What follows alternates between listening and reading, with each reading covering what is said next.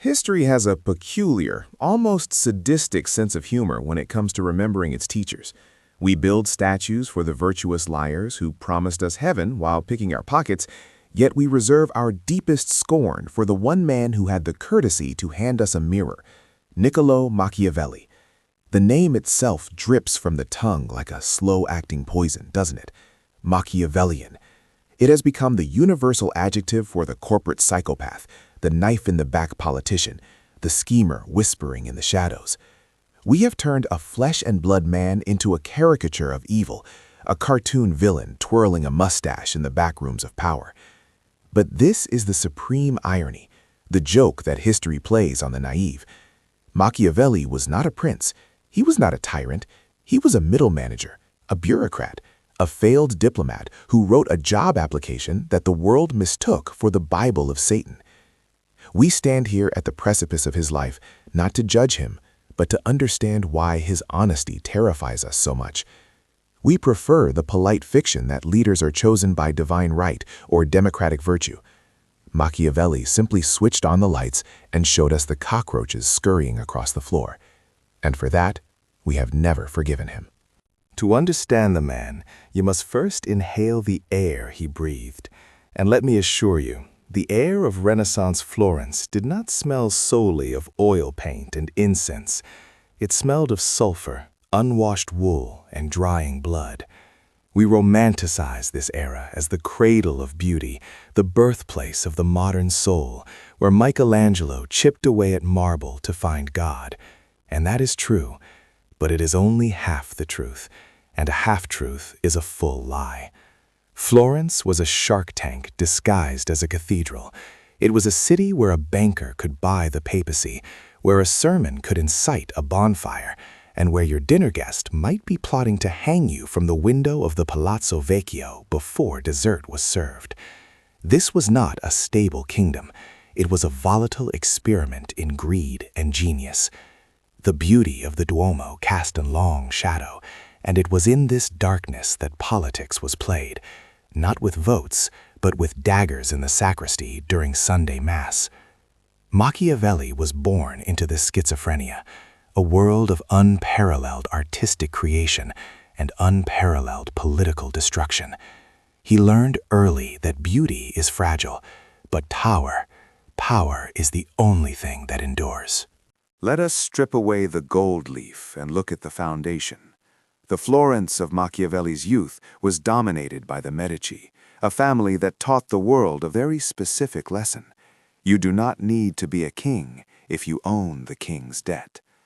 Lorenzo the Magnificent, a lovely title, isn't it? He was a patron of the arts, a poet, a diplomat. But behind the velvet robes was a grip of iron. The Medici ruled not by law, but by a complex web of patronage, favors, and unspoken threats. They maintained the illusion of a republic while suffocating its actual mechanisms. Young Niccolò watched this. He watched how money could simulate nobility. He watched how the appearance of virtue was infinitely more profitable than virtue itself. If you were truly virtuous, you hesitated. If you appeared virtuous but acted ruthlessly, you won. This was the golden age of hypocrisy. The city was a stage, and everyone was wearing a mask. The genius of the Medici was to make the audience applaud their own chains. And Machiavelli? He was in the audience, taking notes, realizing that the play was rigged, but admiring the performance nonetheless. But gravity applies to empires as well as apples. The Medici fell, and into the vacuum stepped a man who was the antithesis of Machiavelli's later philosophy, yet crucial to its formation: Girolamo Savonarola, a Dominican friar with eyes that burned with the madness of the absolute. He preached that Florence was the whore of Babylon, that its art and luxury were tickets to hell. And the people? The people loved it. They threw their mirrors, their cosmetics, their books, and their paintings into the bonfire of the vanities. They burned their beauty to save their souls. Machiavelli stood in the piazza and watched the flames. He saw something terrifying: the power of an unarmed prophet. Savonarola had no armies, only words. And for a brief moment, words were enough to conquer a city. But words burn out. When the mood shifted, when the Pope grew tired of the noise, Savonarola himself was burned in the exact same spot. The lesson seared itself into Machiavelli's mind. Unarmed prophets always fail. Spiritual purity is a suicide pact in a world of steel. You cannot rule by faith alone. Eventually, you need the sword. With the fanatic burned and the Medici in exile, Florence tried to be a republic, a true republic. And this is where our protagonist finally steps onto the stage. Not as a ruler, never as a ruler, but as the second chancellor. It sounds grand, but let's be honest, he was a glorified secretary. He was the man responsible for the correspondence, for the logistics, for the tedious machinery of the state. He was the one who had to ride tirelessly across Europe to beg foreign kings for mercy, while his own government debated endlessly in circles. He saw the inefficiency of committees. He saw how the Republic of Florence, paralyzed by its own indecision, was like a fat sheep surrounded by wolves. France, Spain, the papacy, they were all circling, and Machiavelli was the man sent to talk to the wolves. He learned that the wolves did not care about the sheep's moral arguments. They only cared about the size of the fence. This period was his education. He sat in the courts of the most powerful men in Europe, wearing dusty riding clothes, ignored by the great lords, observing their cruelty with the clinical detachment of a scientist watching bacteria multiply. Then he met the man who would haunt his dreams and his pages forever, Cesare Borgia, the illegitimate son of the Pope, a man who possessed everything Florence lacked: decisiveness, cruelty, and speed. Machiavelli was sent to observe him, and what he saw was a revelation. Borgia did not hesitate. When his mercenaries conspired against him, he didn't hold a trial. He invited them to a dinner at Senegalia, smiled, poured them wine, and had them strangled before the main course. It was brutal, it was treacherous, and to Machiavelli, it was beautiful. Not morally beautiful, Machiavelli was not a sadist, but functionally beautiful. It solved the problem. The conspiracy ended. Order was restored. While Florence debated, Borgia acted. Machiavelli saw in Borgia the archetype of the new prince, a man who creates his own fortune, who uses cruelty not out of passion, but as a surgical tool. He realized that in the realm of states, the standard of good is not what saves your soul, but what saves the state. Borgia was the lion who could frighten the wolves, and the fox who could recognize the traps. But fortune is a woman, Machiavelli would later write, and she is fickle.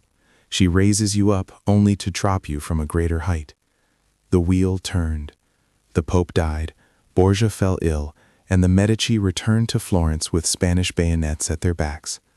The Republic collapsed, and Machiavelli, he was on the wrong side of history. He was fired, stripped of his post, and then the inevitable knock on the door came. He was accused of conspiracy. They took him to the Bargello. They introduced him to the Strappato. It is a simple device. Your hands are tied behind your back. You are hoisted up by a rope and pulley, and then dropped. Your shoulders dislocate. The pain is blinding, absolute, a white-hot universe of agony. They dropped him 6 times. 6 times. Most men confess to killing Jesus Christ after 2. Machiavelli confessed to nothing. He hung there, his body broken, maintaining his innocence. The irony is crushing. The man who wrote that lying is a necessary tool of power refused to lie to save his own skin. He survived the torture, but he was left broken, penniless, and exiled. The career he loved was over. The life of the mind was all that remained. Exile. San Casciano, a small, muddy farm a few miles from the city he loved but could not enter. This is the crucible. This is where the bureaucrat died and the philosopher was born. Imagine the scene. The man who negotiated with kings now haggles with the local butcher over the price of wood. He spends his days catching thrushes and playing cards in a sticky tavern with innkeepers and millers, shouting over pennies. He is rotting in the mud. But when night comes, when night comes, a ritual takes place. He enters his study. He strips off his muddy peasant clothes, covered in the filth of the day. He puts on his regal and courtly robes from his days of service, and, as he wrote in a letter to his friend Francesco Vittori, he enters the ancient courts of ancient men. He reads Livy, Cicero, Tacitus. He speaks with them. He asks them why they did what they did, and they answer. In this silence, by the light of a single candle, strictly for his own sanity, he begins to write a little handbook, a pamphlet on how to acquire and keep power. He calls it De Principatibus. We call it The Prince. He wrote it to get a job. That is the pathetic human truth. He dedicated it to the Medici, the very men who had tortured him, hoping they would see his brilliance and hire him back as an advisor. Please, the book screams between the lines, use me. I know how the machine works. They didn't read it. It gathered dust. But the world eventually found it, and we recoiled in horror. Why? Because Machiavelli committed the ultimate sin. He separated ethics from politics. He didn't say that murder was good. He said that murder was useful. He didn't say that lying was virtuous. He said that lying was necessary. Before him, political writers were like children drawing pictures of how the world should be, full of just kings and pious subjects. Machiavelli drew a map of the world as it is. He looked at the abyss of human nature, our greed, our fickleness, our ingratitude, and he didn't blink. He said, if you want to survive in this jungle, you cannot act like a saint among so many who are not saintly. He didn't invent the game, he just printed the rulebook that everyone else was already playing by in secret. So, as we embark on this journey into the mind of the man who feeds the lion, remember this. Machiavelli is not the teacher of evil. He is the pathologist of power. You might hate the doctor who diagnoses your cancer, but killing him won't stop the disease. We live in a world that is undeniably Machiavellian. Look at your news feed. Look at your office politics. Look at the geopolitical chessboard. The strong do what they can, and the weak suffer what they must. He saw it all 500 years ago in the torchlight of a Florentine study. He is the realist in the room of dreamers. He is the one whispering that it is better to be feared than loved if you cannot be both. And perhaps that is why we fear him, not because he lied to us, but because he told us the truth about ourselves. The lion is hungry, and the fox is waiting. Let us open the book and see what they have to say. Welcome to the real world. To understand the man, one must first inhale the stench of the city that forged him.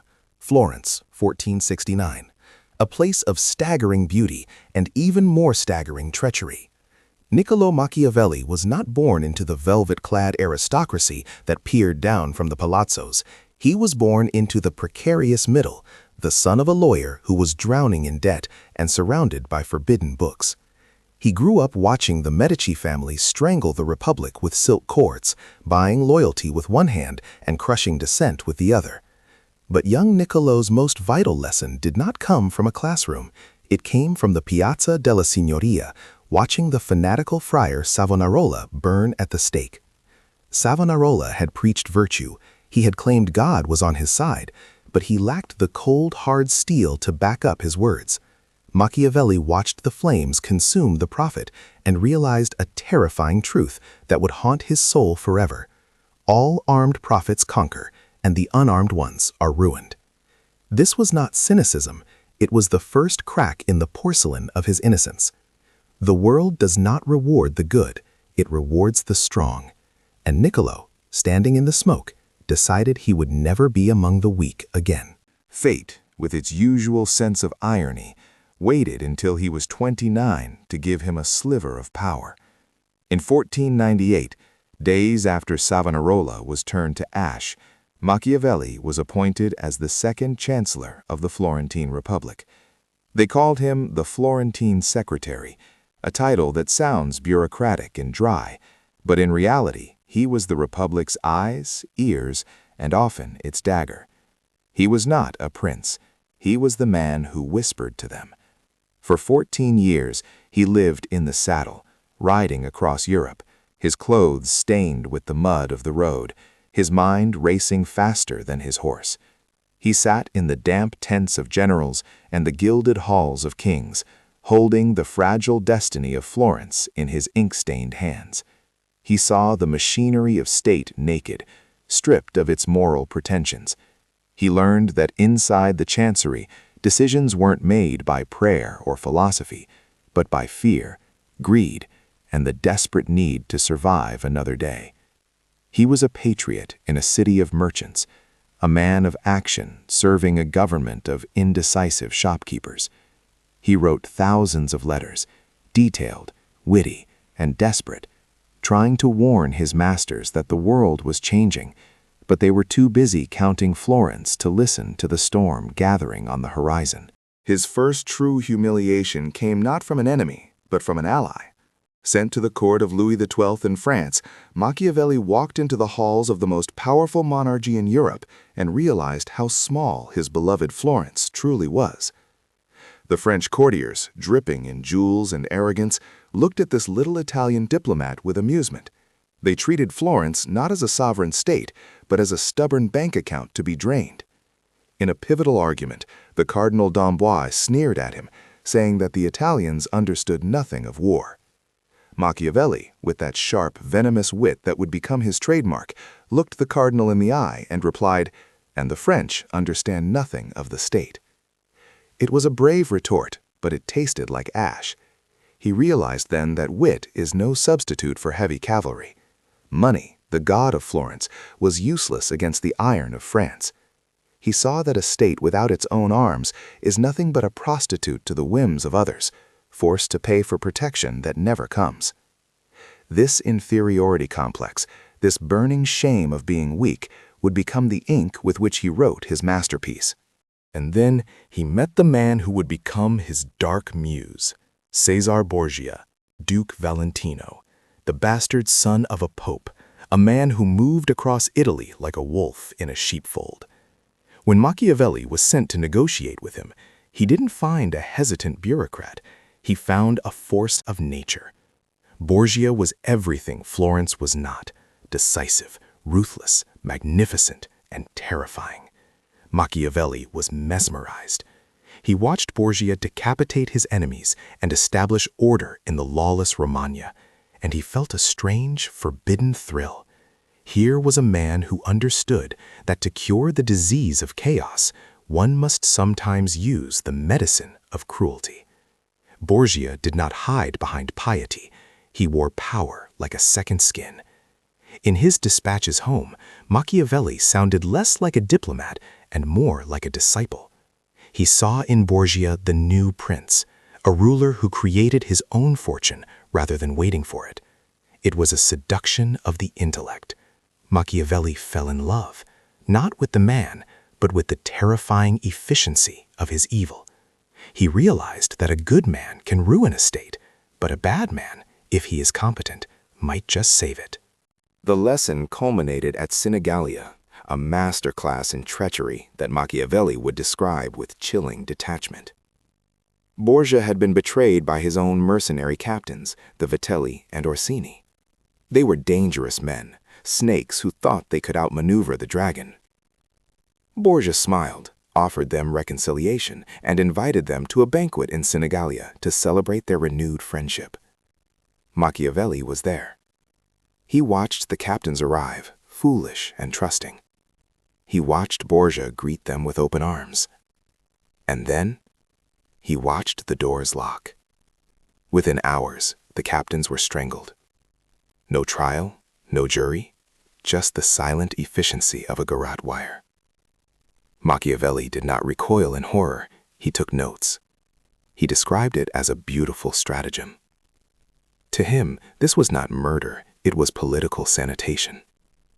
Borgia had removed the sources of instability in a single stroke, saving thousands of lives that would have been lost in a prolonged civil war. This was the terrible arithmetic of power. One cruel night can purchase a decade of peace. Machiavelli stood over the bodies and realized that conventional morality is a luxury that princes cannot afford. But fortune is a woman, and she is fickle. The very mechanism Machiavelli tried to build, a citizen militia to free Florence from mercenaries, became his undoing. He had convinced the city to arm its own people, believing that patriotism would sharpen their swords. He marched them out in 1512 to face the Spanish infantry at Prato. It should have been his triumph, the proof that his theories worked. Instead, it was a slaughter.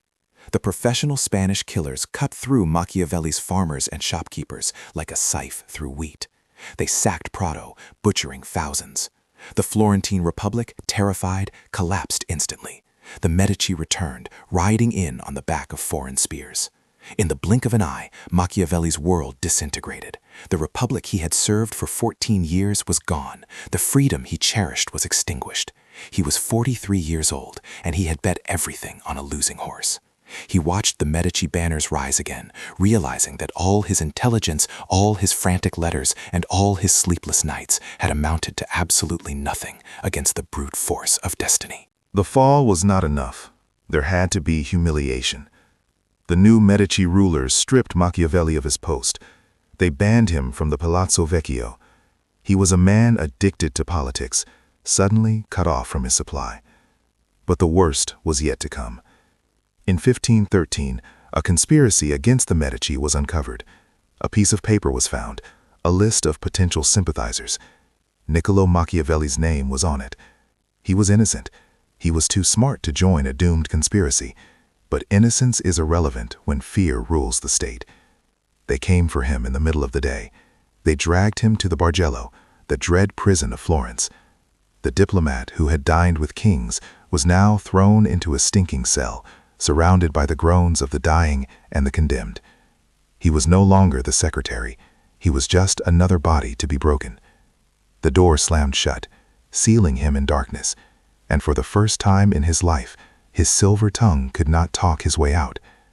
He was about to learn the physical reality of the cruelty he had once analyzed so coldly from a distance. Then came the strappato. It is a simple, elegant method of torture. The hands are tied behind the back, the rope is hoisted over a pulley, and the prisoner is dropped. The shoulders dislocate with a sickening pop. Machiavelli, the intellectual, the writer, the man of the mind, was subjected to 6 drops. 6 times his body was torn apart. Most men scream, confess, beg for mercy, invent lies just to stop the pain. But Niccolò Machiavelli surprised them. He surprised himself. Hanging there, his joints screaming, he refused to beg. He refused to confess to a crime he didn't commit. He maintained a stoic, almost arrogant silence. Later, he would write that he was proud of himself, that he bore the torture with fortitude. In the depths of that dungeon, amidst the smell of blood and excrement, he found a core of steel he didn't know he possessed. He had written about power. Now he had survived it. He was released weeks later, broken in body, but strangely hardened in spirit, limping out into a world that no longer wanted him. Exile. To a man like Machiavelli, this was a fate worse than the rack. He was banished to a small farm in San Casciano, a few miles from Florence, but it might as well have been the moon. The man who had shaped the destiny of nations was now reduced to arguing with woodcutters over the price of lumber. He spent his days trapping birds, thrushes, he wrote, catching them with my own hands, and playing cards in a greasy roadside inn with the butcher and the miller. They shouted, they cursed over pennies, their vulgarity filling the empty space where the affairs of state used to be. He described himself as rotting in idleness. He felt like a ghost haunting his own life. He would look towards the dome of Florence in the distance, a city that had chewed him up and spit him out, and feel the bitter bile of ingratitude. He was an eagle forced to live as a chicken, pecking at the dirt, his wings clipped, his brilliant mind spinning uselessly in the mud of the countryside. But when the evening came, the transformation happened. This is the most sacred scene in his life, the moment that changed history. He would return home, scrape the mud of the farm off his boots, strip off his peasant rags, and dress in his royal and curial robes, the clothes of the diplomat he used to be. He would enter his study, his sanctuary.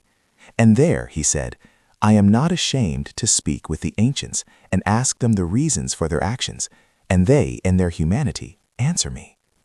In the silence of the night, he was no longer an exile. He was conversing with Caesar, with Livy, with the ghosts of Rome. For 4 hours, he felt no boredom. He forgot every trouble. He did not fear poverty, and he was not afraid of death. In this fever dream of intellect, he dipped his quill into the ink and began to write a little book. He didn't write it to be famous. He wrote it to get a job. He wrote it to show the Medici that he knew the secrets they needed. He wrote The Prince. And in doing so, the tortured, exiled spy handed the world a mirror, and for the first time, we saw the true, ugly face of power staring back. Welcome to the shadows of history, where the candlelight flickers against the damp walls of exile. We find ourselves not in a palace, but in a modest farmhouse in San Casciano, just outside the glorious Florence that has rejected its most brilliant sun. Here sits Niccolò Machiavelli, a man broken by the turning wheel of fortune, suffering the indignity of catching thrushes and squabbling over pennies with local butchers during the day. Yet, when the evening comes, a transformation occurs, one of the most haunting rituals in literary history. He strips off his muddy peasant clothes, soiled by the mundane filth of daily survival, and dons the regal, curial robes of his former office. He steps into his study not as an outcast, but as a conversant with the ancients. It is here, in this desperate solitude, that he writes a little pamphlet originally titled De Principatibus. We know it as The Prince. It was not written as a philosophical treatise for the betterment of mankind. It was a job application, a desperate plea to the Medici family to let him back into the game. There is a profound cosmic irony here. The ultimate manual on how to hold absolute power was written by a man who possessed absolutely none. He wrote the rules of tyranny while trembling in the cold, proving that wisdom is often the consolation prize of the defeated. Before Machiavelli, political philosophy was a genre of fantasy. It was the realm of Plato and Cicero, filled with mirrors for princes, books that told rulers how they ought to behave.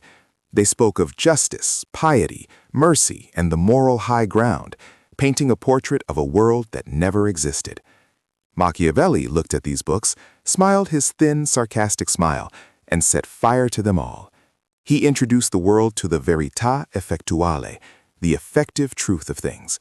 He dared to say what everyone knew but was too terrified to whisper, that the gap between how we live and how we ought to live is so wide that he who neglects what is done for what ought to be done sooner effects his ruin than his preservation. This is the first shattering truth he offers us. Goodness is not a survival strategy. In a world where so many are not good, a man who strives to be good in all things is destined to crumble among the wicked. The Prince is not a book about how to be evil.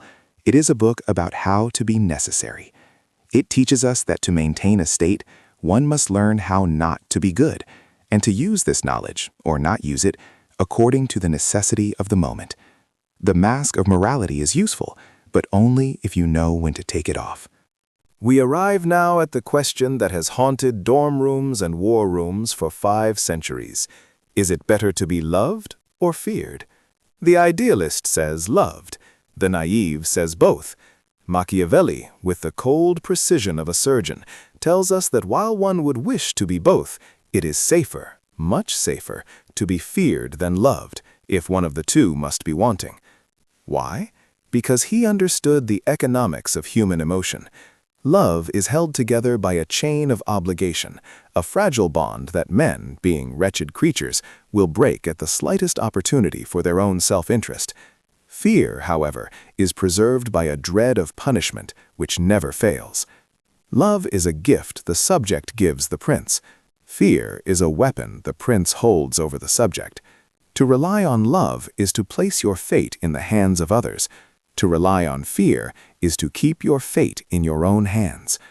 But here is the nuance most tyrants miss, the subtle warning in the text.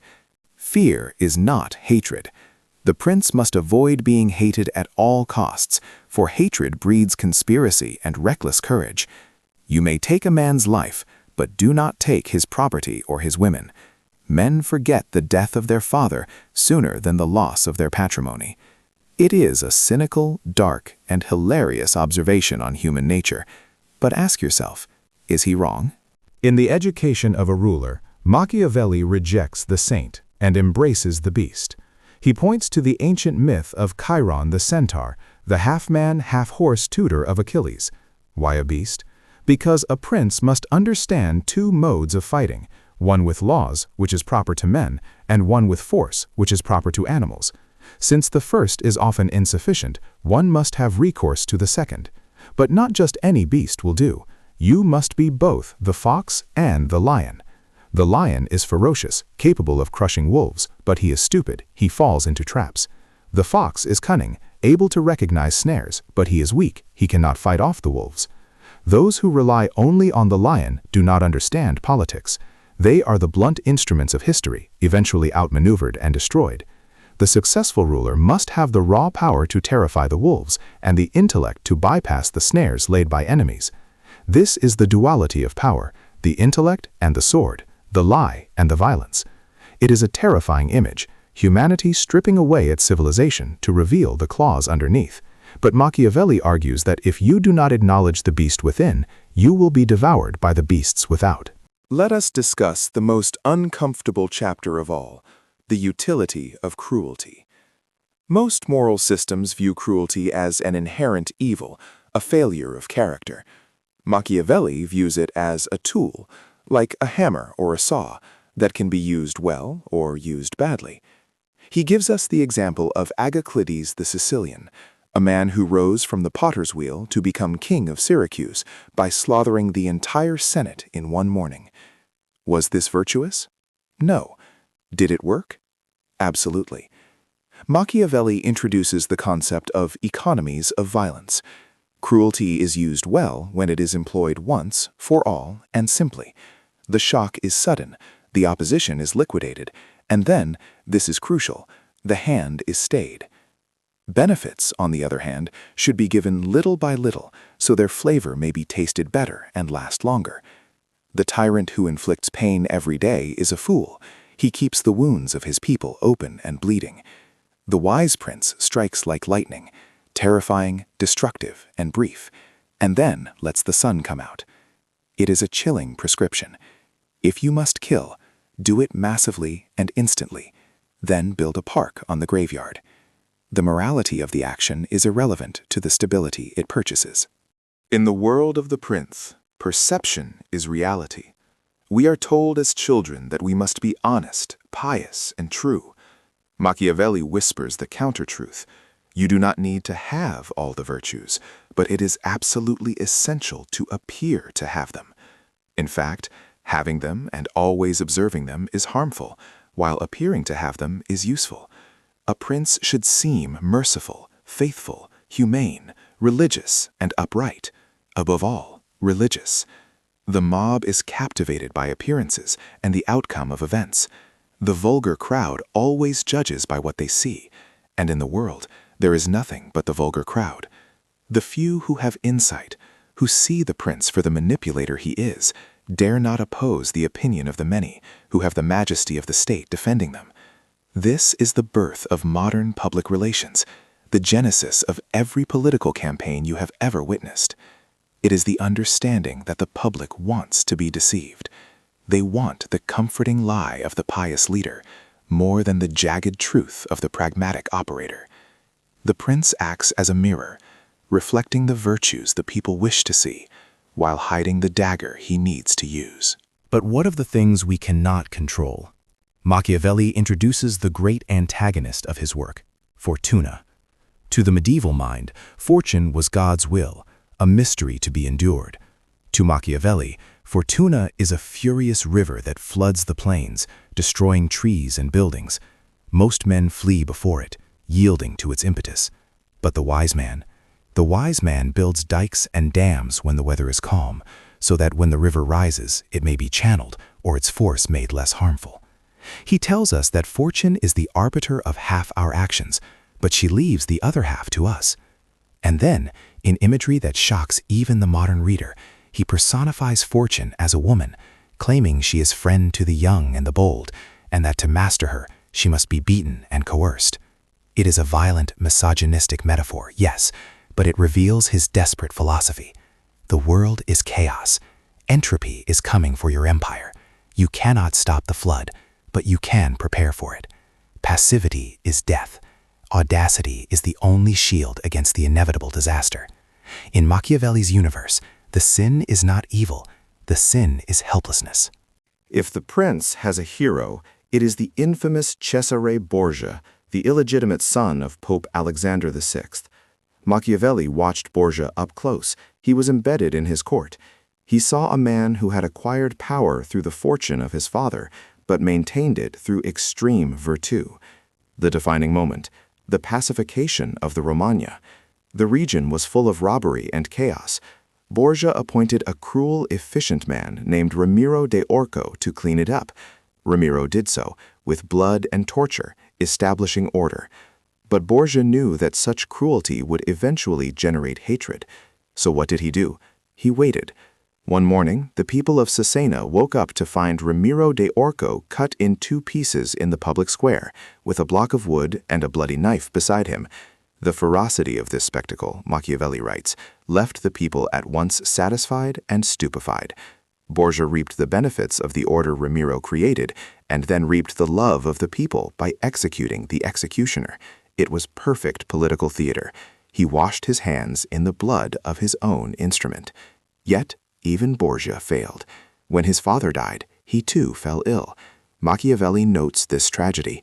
You can prepare for everything, except dying at the exact moment you need to be strongest. When The Prince was published after his death, the reaction was immediate and hysterical. The church banned it, placing it on the Index Librorum Prohibitorum. Machiavelli became known as Old Nick, a synonym for the devil himself in English folklore. Why such outrage? Not because he lied, but because he told the truth too loudly. He broke the code of silence among the ruling class. He took the secret mechanics of power, usually discussed only in whispered councils behind velvet curtains, and printed them for anyone to read. The Jesuits read it while condemning it.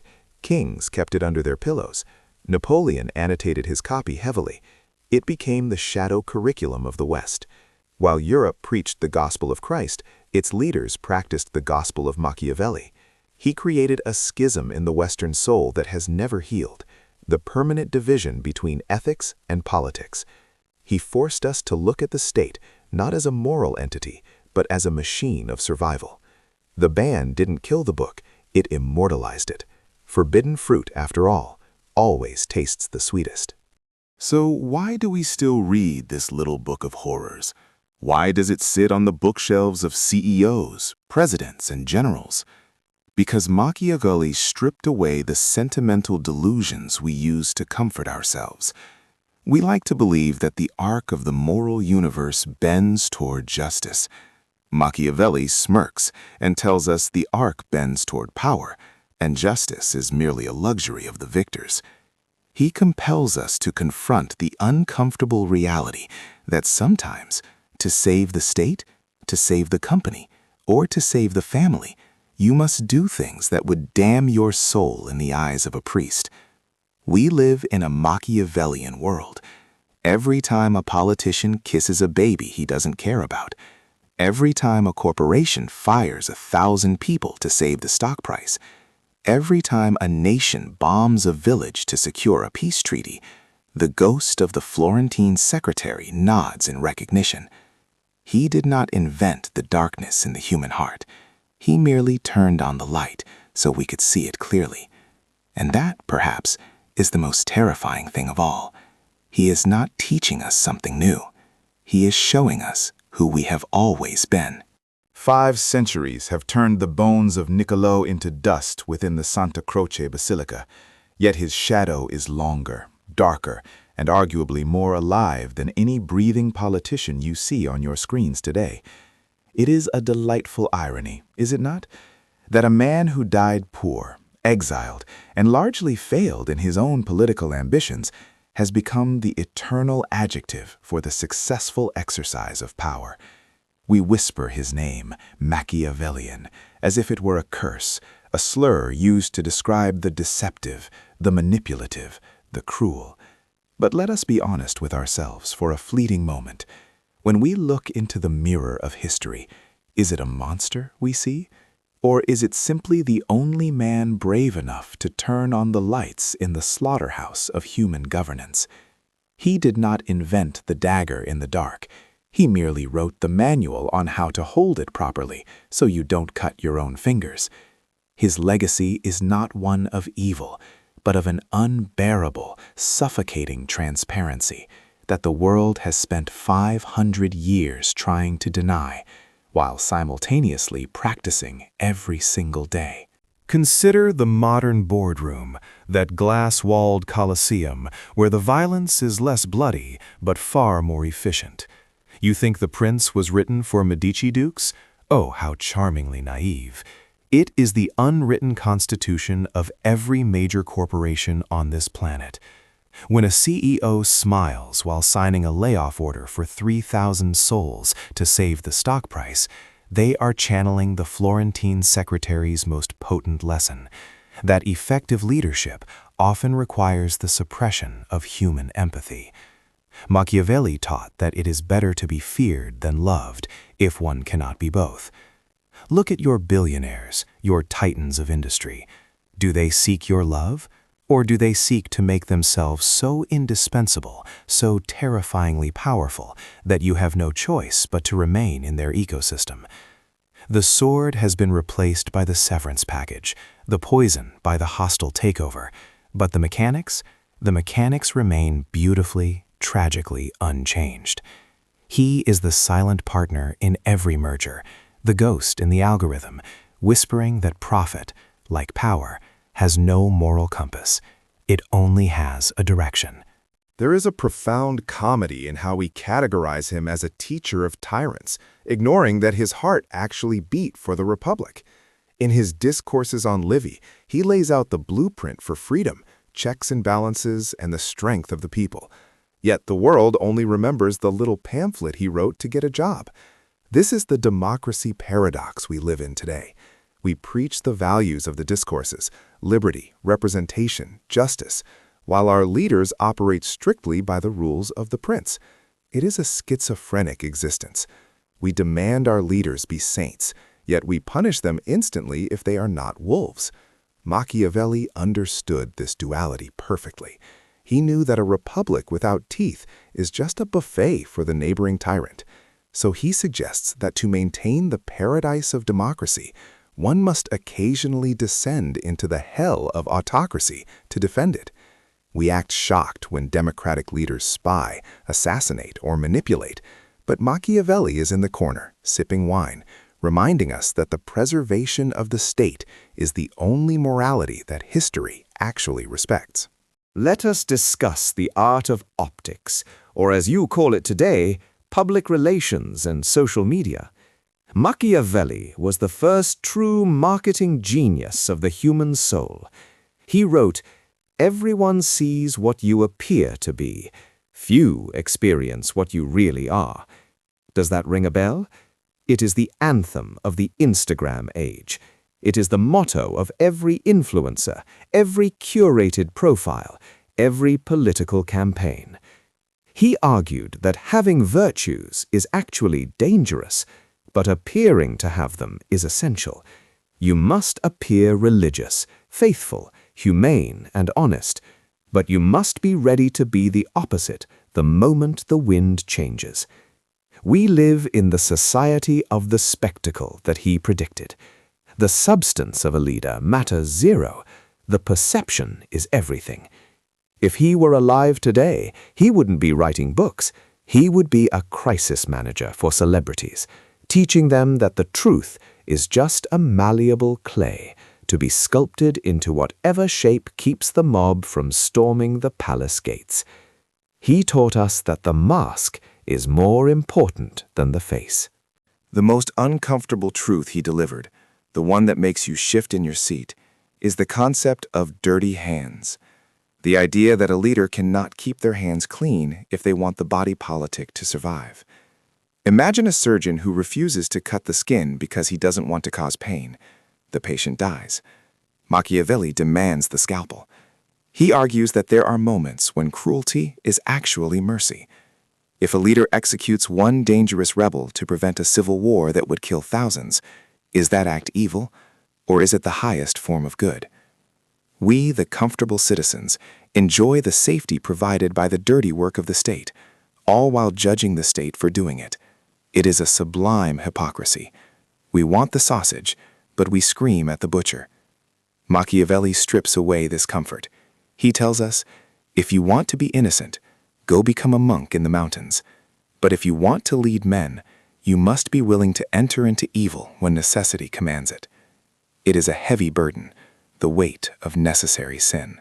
The Vatican, in its infinite wisdom, placed Machiavelli's works on the Index Librorum Prohibitum, the list of banned books. They called him the devil's partner. Yet, who studied him more closely than the popes? Who practiced his maxims with more precision than the cardinals of Rome? It is the ultimate curiosity of his legacy. He was banned by the very people who used his playbook the most. This suppression only made the shadow grow. By forbidding him, they turned him into a secret handshake for the elite.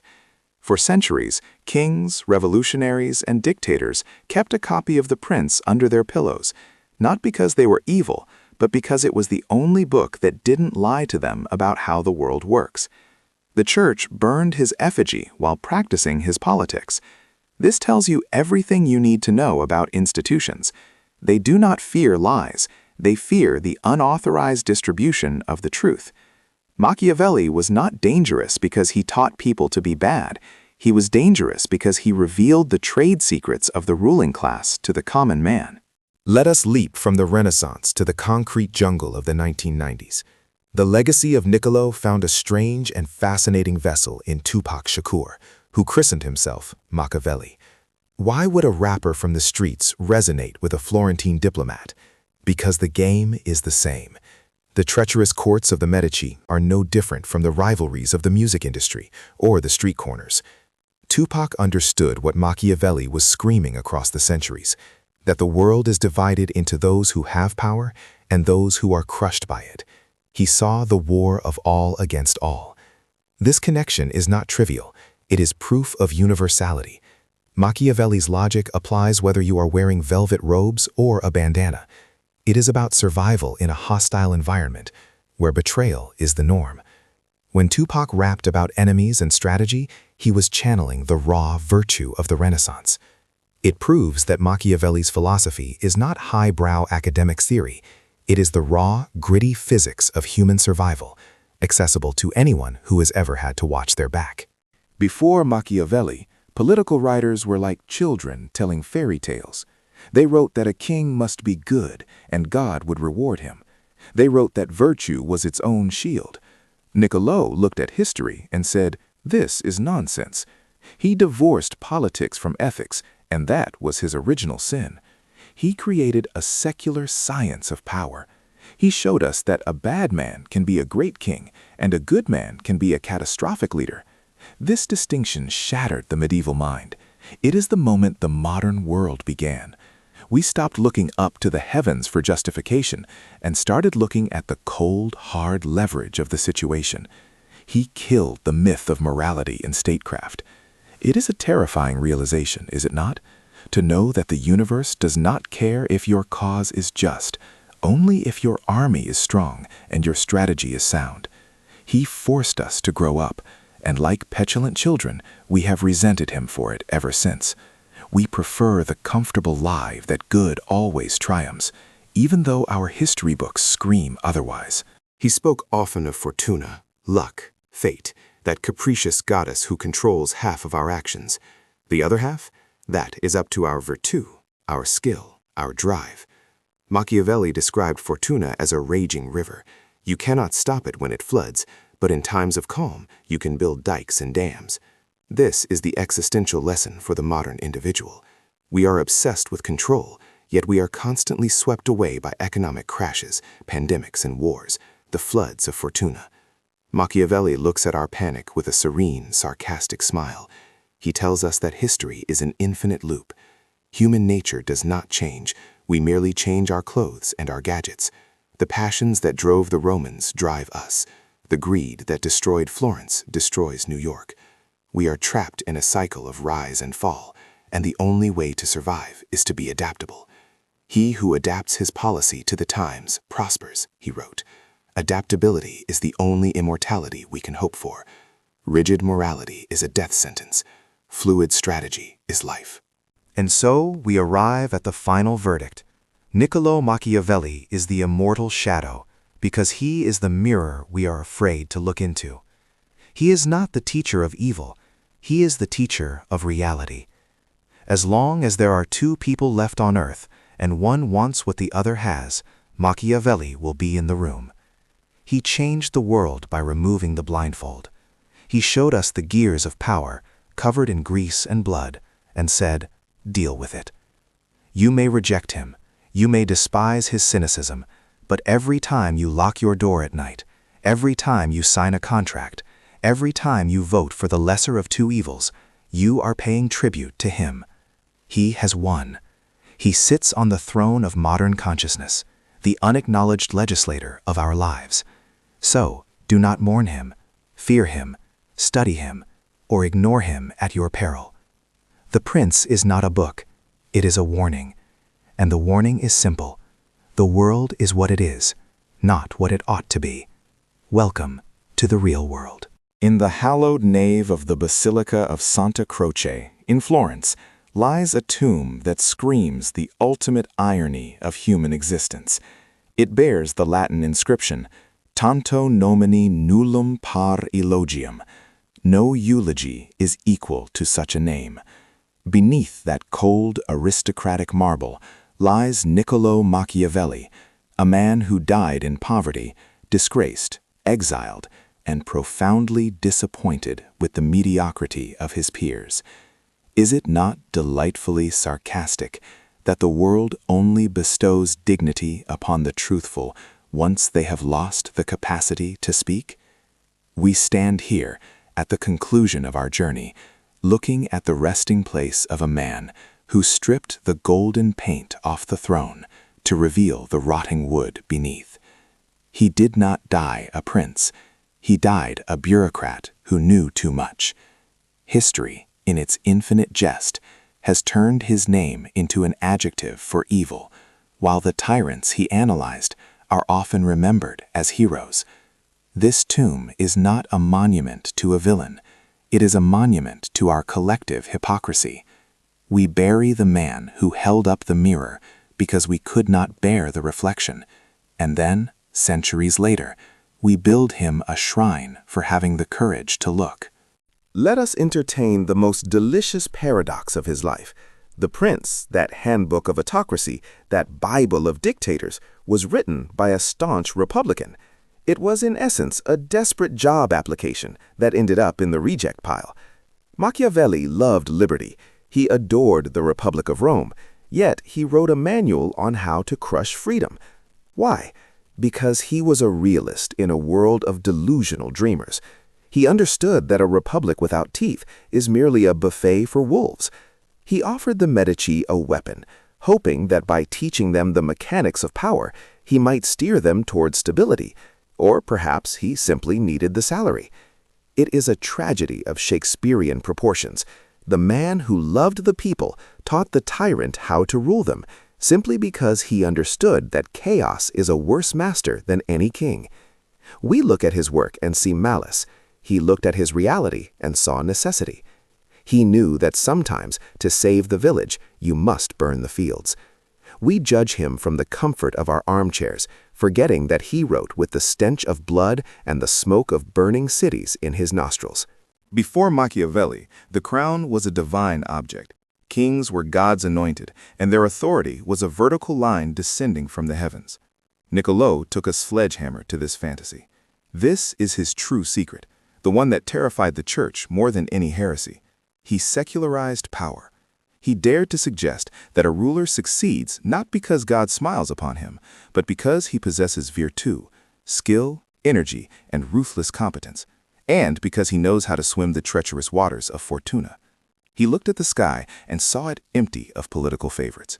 This was the birth of modern political science, a cold autopsy of governments, where prayer is replaced by strategy. He told us that the rain of bad luck falls on the just and the unjust alike, but the unjust usually have better umbrellas. By severing the link between morality and success, he did not invent immorality. He simply acknowledged that the universe is indifferent to your piety. Power is physics, not theology.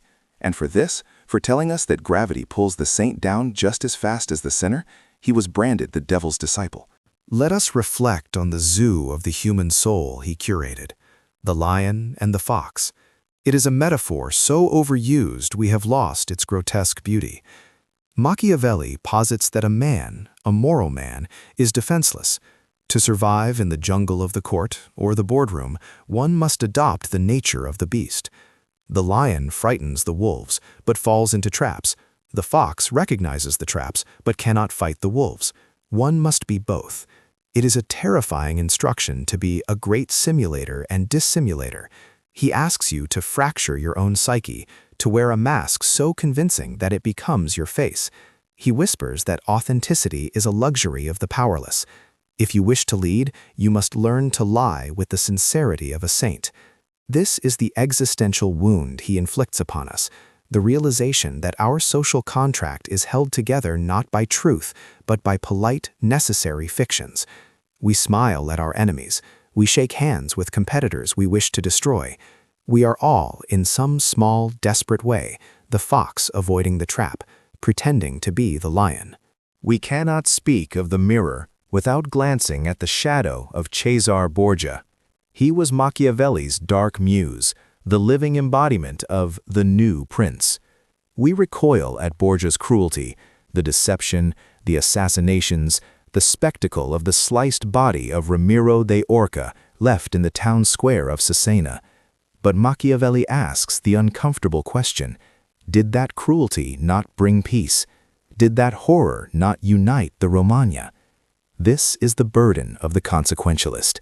If a surgeon cuts you open, it is violence, but if it saves your life, it is medicine. Machiavelli forces us to stare at the blood on the surgeon's hands and call it necessary. It is a grave realization that sometimes civilization is built on the bones of the inconvenient.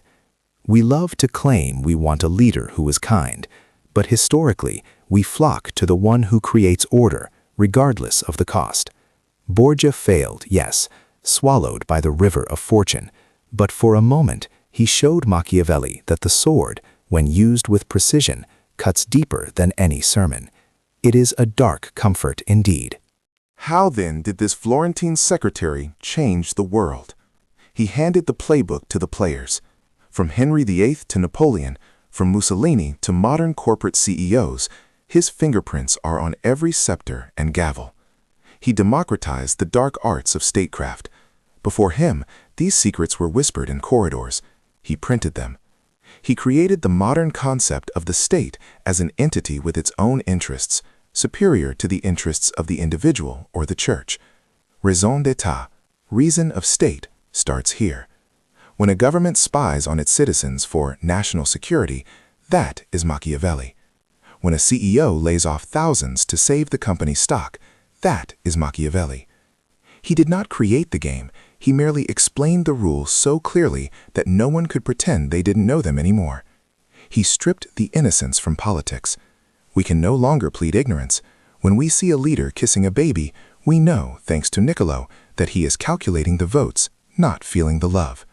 He made us cynical, or perhaps he just made us awake. There is a curiosity often overlooked. Machiavelli was a playwright, a master of comedy. La Mandragola is a farce of deception, lust, and stupidity. Is it not fitting? He viewed the world as a tragedy to those who feel, but a comedy to those who think. His cynicism was a shield, a way to laugh at the abyss so it wouldn't swallow him. He saw the grotesque absurdity of humans scrambling for power they would inevitably lose to death.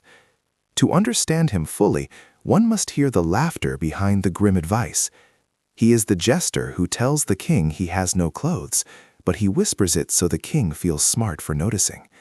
This humor is the mechanism of his survival.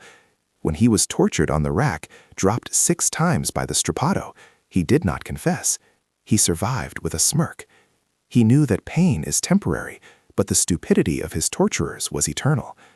He treats history as a grand, dark joke, and the prince is the punchline we are still trying to understand. The term Machiavellian is the greatest libel in history. It suggests a love for evil. But Niccolò did not love evil. He accepted it. There is a profound difference. The true Machiavellian is not the one who plots in the dark. It is the one who understands the darkness within us all. He was a patriot who wanted a united Italy centuries before it existed. He was a man who walked the countryside, asking peasants about their lives, then went home, dressed in royal robes, and conversed with the ancients. He lived in 2 worlds, the mud of reality and the marble of history. The misunderstanding arises because we confuse the messenger with the message. We shoot the weatherman because he predicts the storm. Machiavelli predicted the storms of human nature, ambition, greed, fear, and because he mapped them so accurately, we accuse him of causing the rain. He is the scapegoat for our own political sins. We point at him and say monster, so we can look in the mirror and say saint. So we arrive at the mirror. Why does this man matter today, 500 years later? Because the mirror is not broken. Technology changes, weapons change, but the software of the human brain remains primitively the same. We are still driven by fear and love, and as he noted, fear is more durable. Look at your news feed. Look at the geopolitics of the 21st century. It is pure Machiavelli. The manipulation of information, the calculated displays of strength, the alliances made to be broken. He is the ghost in the machine of our society. He challenges you personally. He asks, are you willing to do what is necessary to achieve your ends? And if you are not, are you willing to be ruled by those who are? It is a chilling question. He forces us to confront the fact that our moral purity often depends on the protection of those who have no such purity. We sleep safely in our beds because rough men stand ready in the night to visit violence on those who would harm us. Machiavelli is the one who turns on the light and points at the rough men. In the end, Niccolò Machiavelli leaves us with a serene, ironic smile. He knows he has won.